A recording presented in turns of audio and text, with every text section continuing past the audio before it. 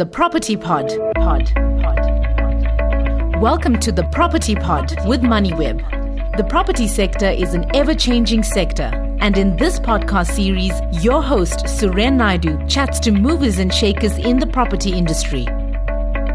Hello and welcome to The Property Pod, South Africa's premier property investor podcast. My name is Suren Naidu, and on this weekly show, we gain insider insights from leading CEOs, analysts, developers and entrepreneurs in the country's dynamic property industry. We have another Tourism Month-linked podcast in this week's episode, but the guest is also the CEO of one of SA's major property developers, landlords, one could even say precinct managers, and it is also a big hotel owner with about 2,000 hotel rooms in its portfolio.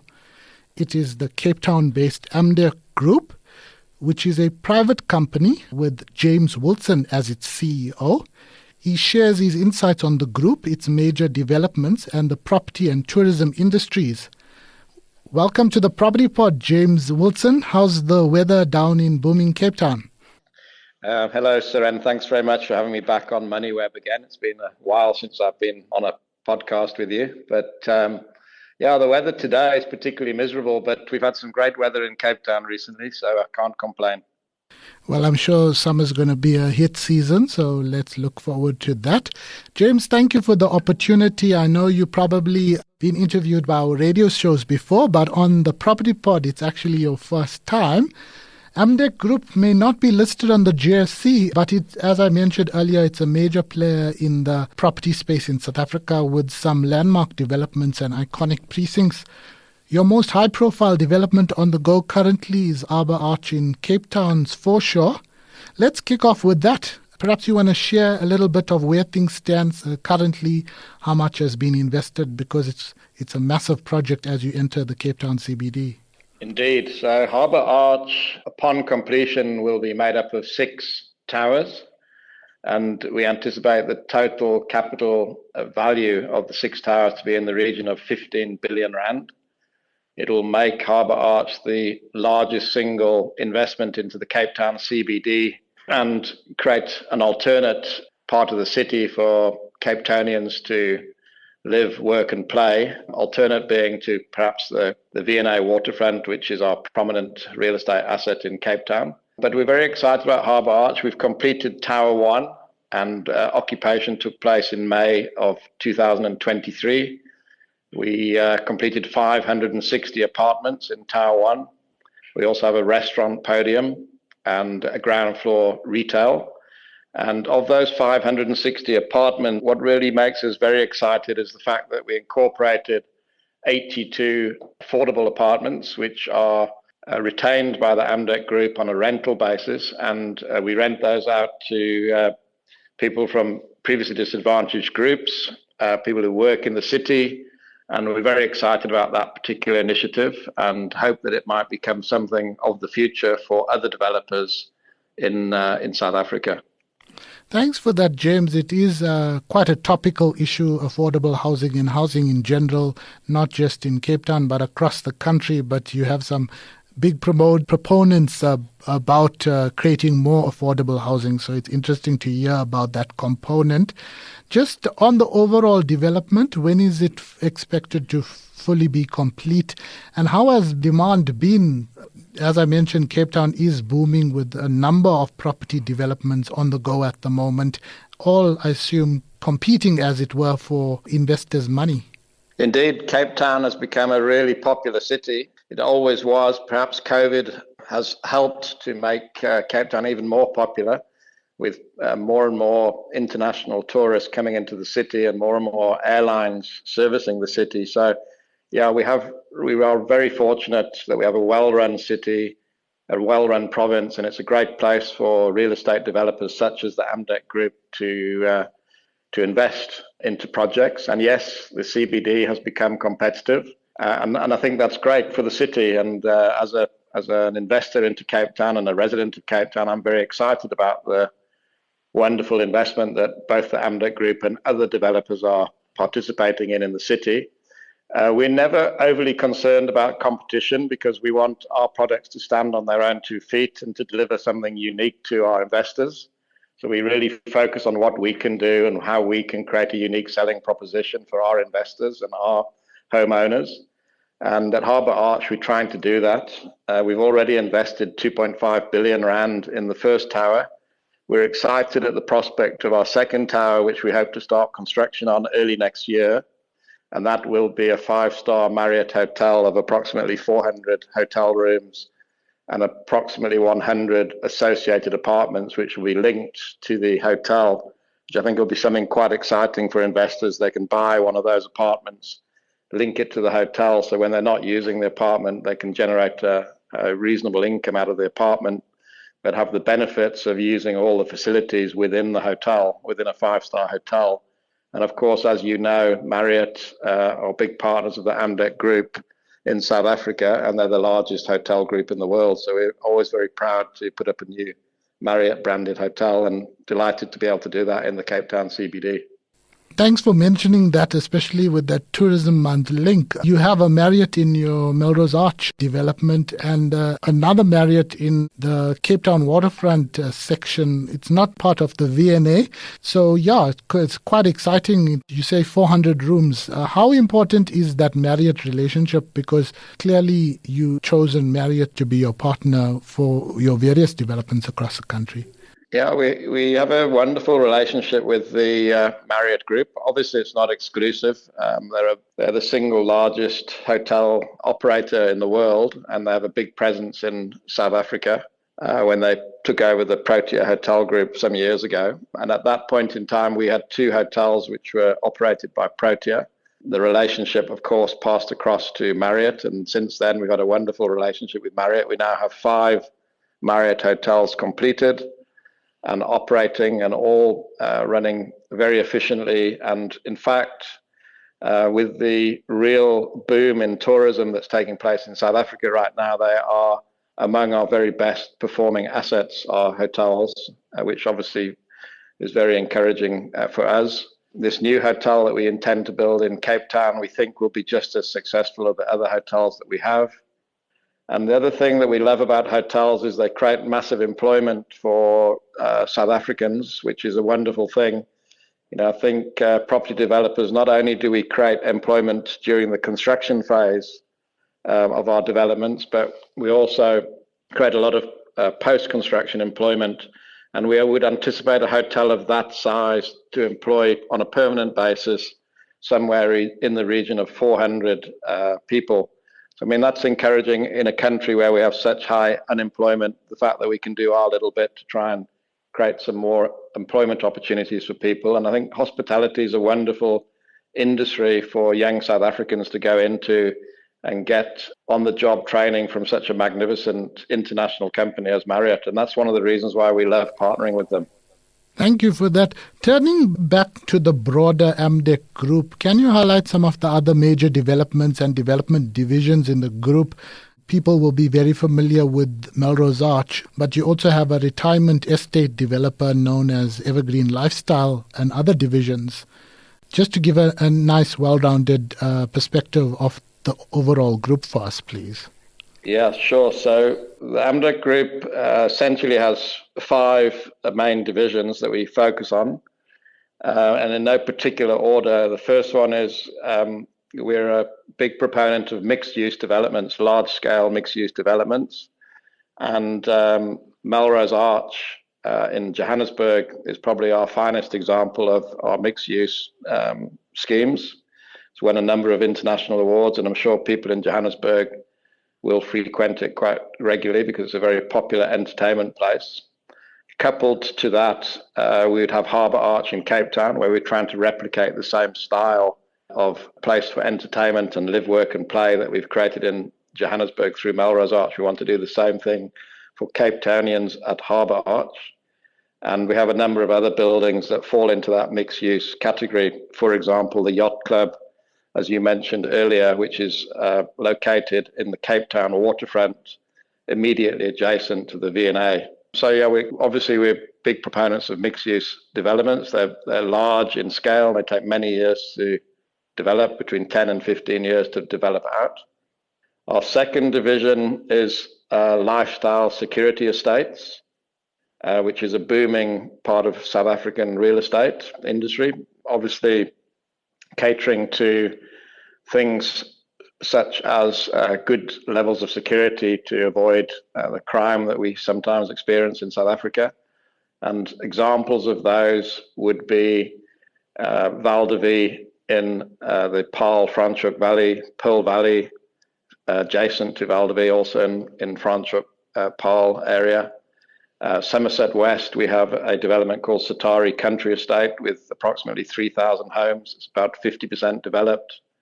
In the Port Elizabeth area, we have Westbrook, also around 3,000 homes, which is partly under construction. And that really contains our lifestyle estates. And that's really based around families and how we can service families in wonderful country estates with lots of facilities and lots of opportunities for families to have a great lifestyle together. Our third division, which is a very large growth division, is our Evergreen Lifestyle brand, which is a retirement product. Currently, we have 8 retirement villages throughout the country, mostly in the Western Cape, but we do have villages in Johannesburg, and we have a number of land holdings in KZN and the Eastern Cape, which we intend to develop over the next few years. That's a really exciting product. We sell it on a life right basis. We're probably the largest proponent of life right retirement homes in the country. Our fourth division is an integrated housing or affordable housing division, where we have developed in excess of 1,500 apartments in Johannesburg in the past, in an area called 120 N Street in Doornfontein, relatively close to Ellis Park, where we were very excited to be able to do a land assembly of about 13 buildings, which we developed over a 2 to 3 year period and created, as I mentioned earlier, 1,500 fantastic, low-cost, affordable housing units for hardworking families that wanted to live close to the CBD where they work and not burden themselves with huge commutes in and out of decentralized residential locations. We have another product in Ottery in Cape Town, where we intend to build approximately 1,000 affordable houses called Golden Grove, again targeting younger families probably from disadvantaged backgrounds, disadvantaged communities, where we can keep the rentals at very affordable levels between 5,000 and 10,000 rand per month to assist people to live with their families and have a great opportunity to be close to schools and places of work. And then our fifth division is our Amdek International business, which we can probably talk a little bit more about later. But we're based not only in South Africa, but also in the United Kingdom and in the USA. So that really makes up our 5 divisions. It's quite a large group. On Melrose Arch, before development started on the Cape Town foreshore development, Melrose Arch is probably the most well-recognized with the Amdek group. What's the next big thing there? Because you had that Marriott hotel that was developed as part of that One and Whiteley development, but that opened just before COVID. When can we see the next cranes up in Melrose Arch?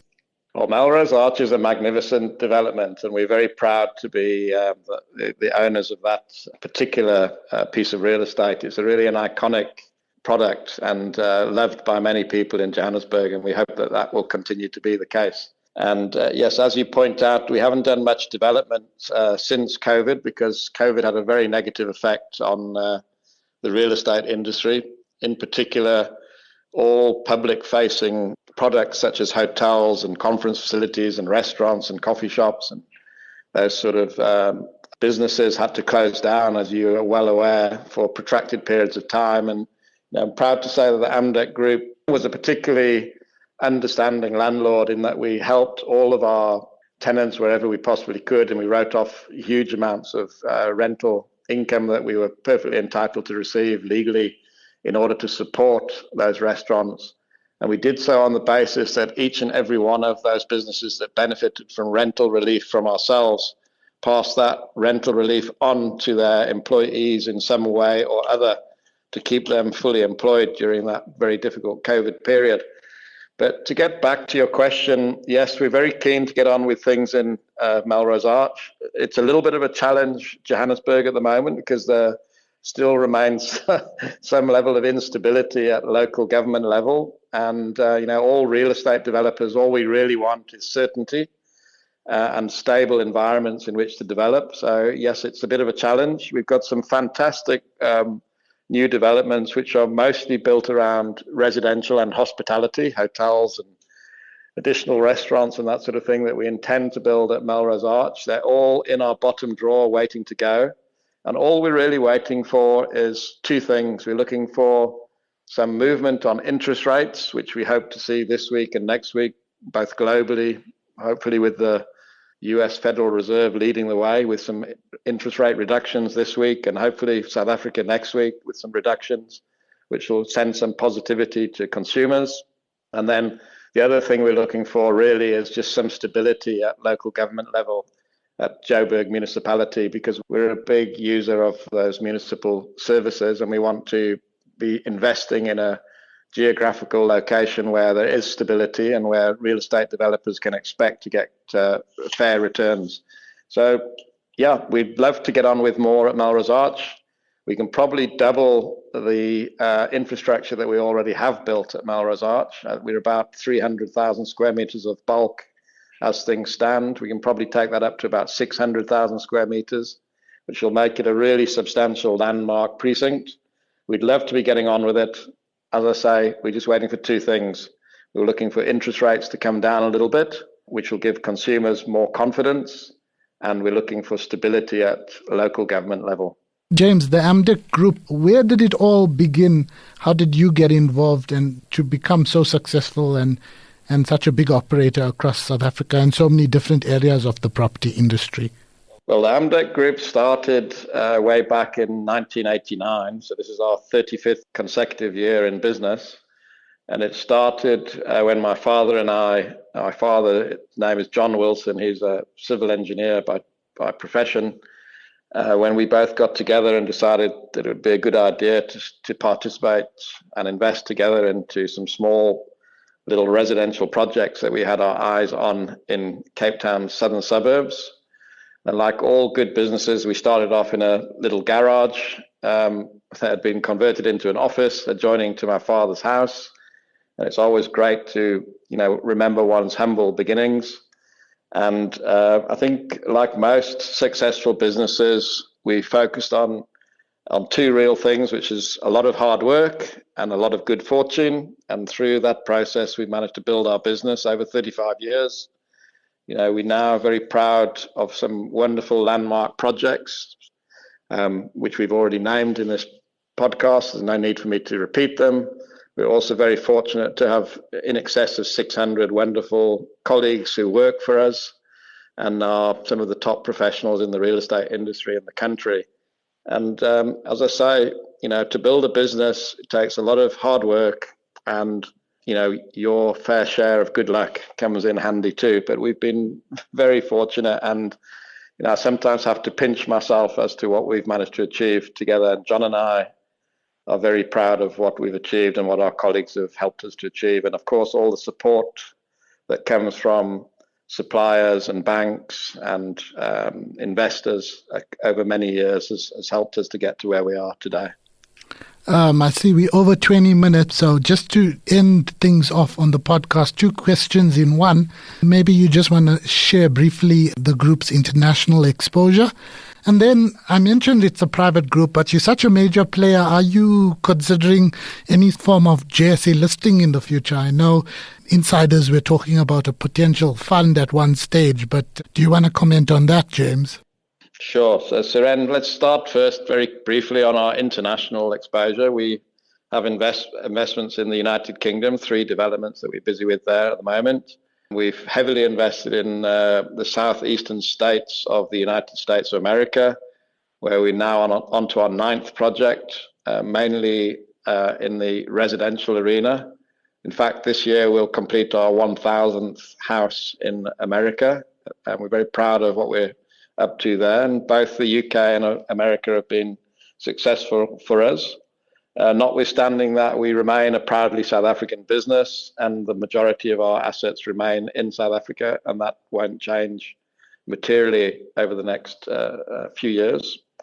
And then your question about would the Amdek Group consider a JSE listing?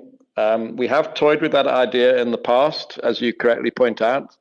Some years ago, when the REIT legislation came in, we were very close to merging our commercial property assets with another large property developer, and we were contemplating at that point in time listing as a REIT. Subsequent to that, we've decided that we don't really have a massive desire to be a listed entity. We're quite pleased with how our business is funded, which is a combination of private equity and very good support from all the major banks in South Africa. We have a number of very loyal and wonderful investors, such as Public Investment Corporation, as well as PSG in Stellenbosch, and Liberty have been investors of ours over many years.